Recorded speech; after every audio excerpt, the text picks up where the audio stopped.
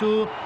لي شون سو يسددها لي، والكرة في المرمى. أول أهداف 1-0. من راح يكون على التسديد في المنتخب العراقي؟ هوار.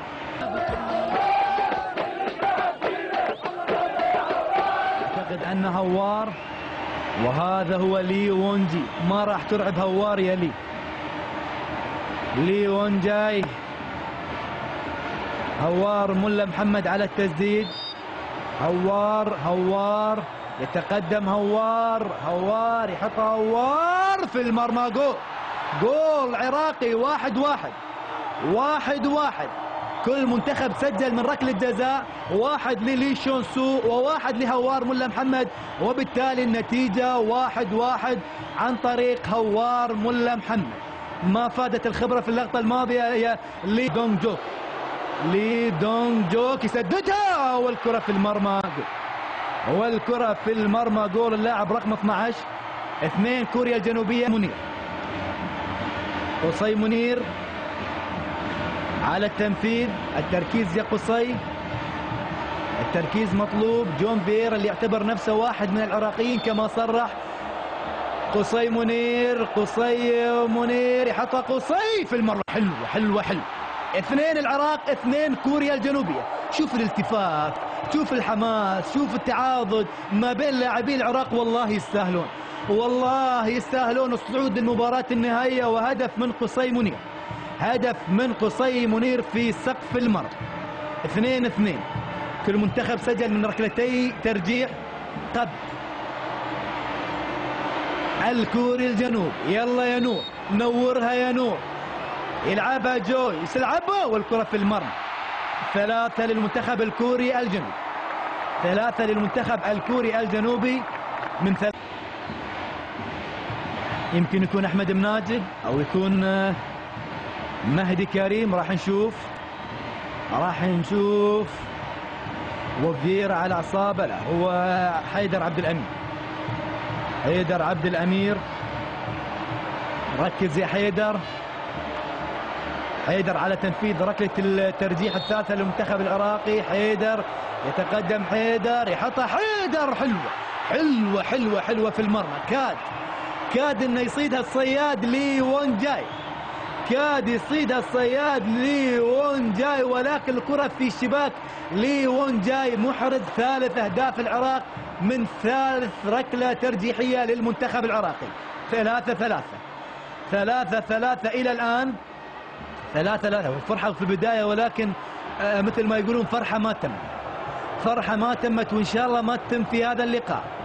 الآن الرابعة للمنتخب الكوري 19. يوم كيهون. نور صبري ويوم كيهون. يحطها يوم ونور. الله يا نور. واليوم مو بيومك يا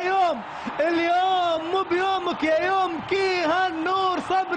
نور صبري يصد الركلة الترجيحية الرابعة للمنتخب الكوري الجنوبي.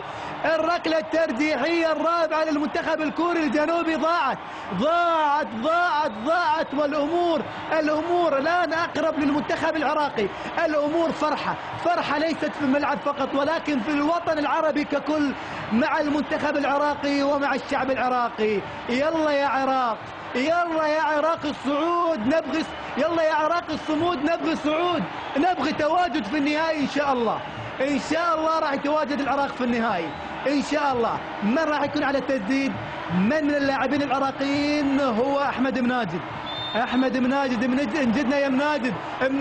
يحطها مناجد. جول عراقي رابع. 4-3 الآن. 4-3 من 4 ركلات ترجيحية لكل منتخب. مطلوب سجود الشكر بالتأكيد. الشكر لله أولا وأخيرا. شوف مناجد الآن لكوريا الجنوبية. ولو ضاعت كوريا الجنوبية راحت إلى سيول خلاص، وراح تتواجد العراق هناك في جاكرتا، هناك في العاصمة الأندونيسية، حيث المباراة النهائية لأول مرة في تاريخ العراق على استاد جيلورا بارد كارنو. إذا يداعب مخيلة العراقيين، يداعب مخيلة العراقيين، و17 على التنفيذ كيم